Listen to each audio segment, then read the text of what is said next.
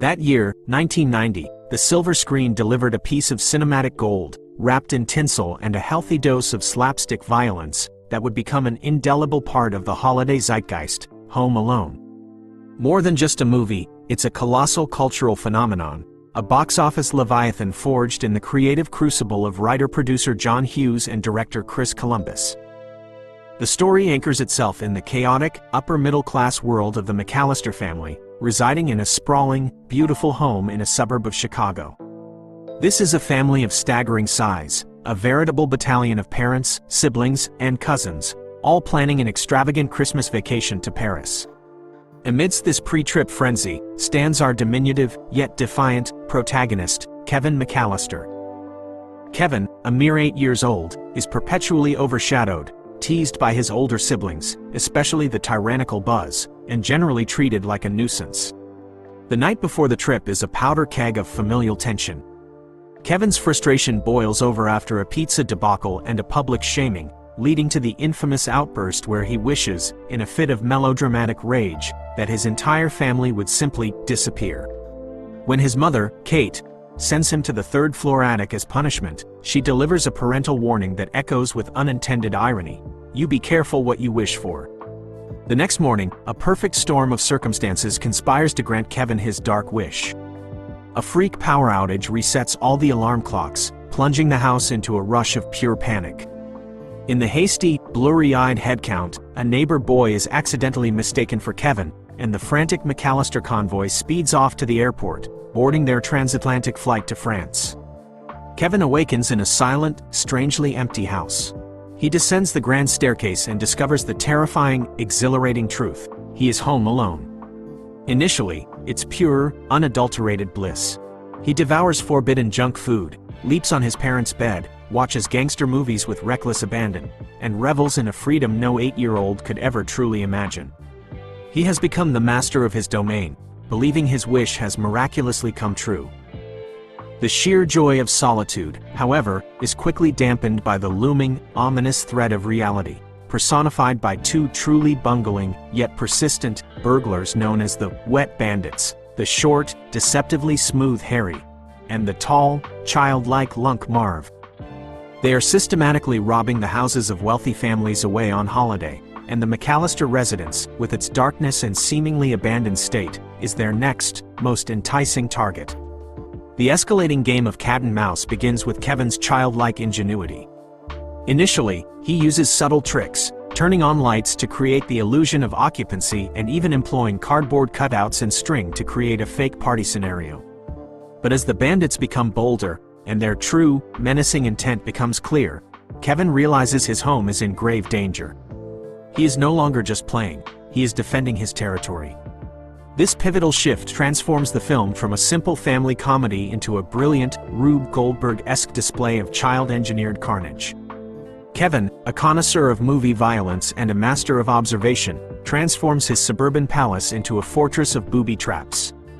The third act of Home Alone is a masterclass in escalating physical comedy, a symphony of creative, almost cartoonishly brutal household traps.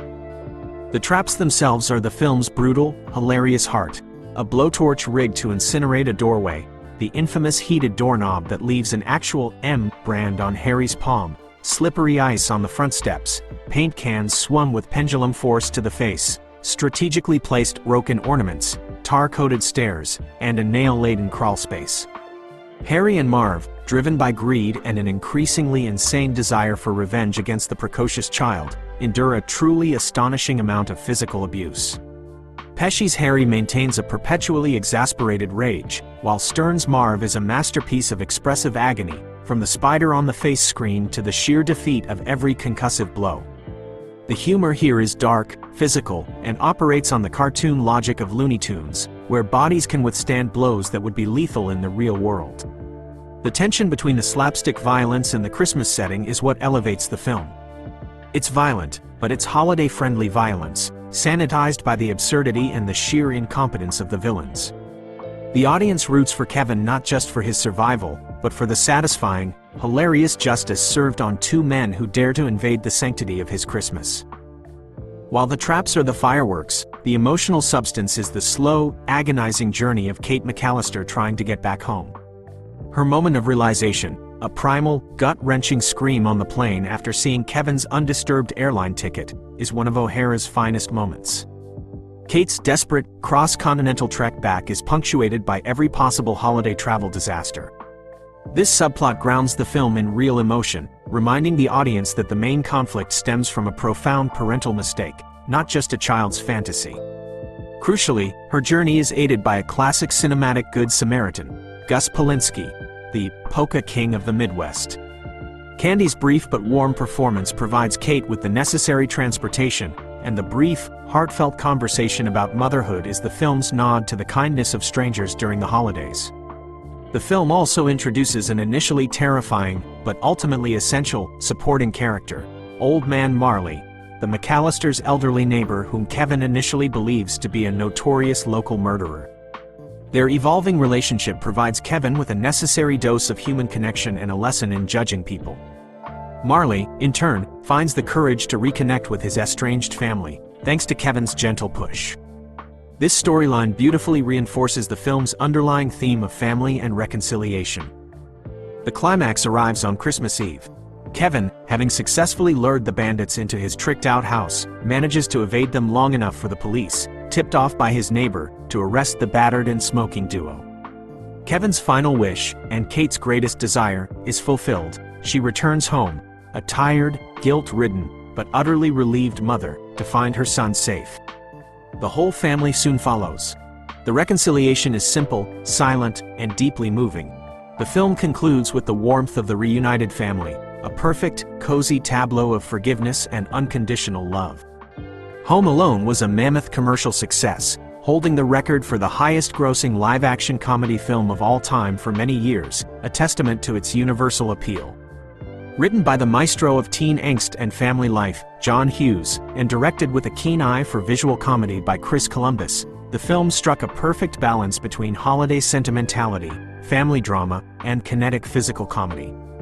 The film is far more than just a Christmas staple.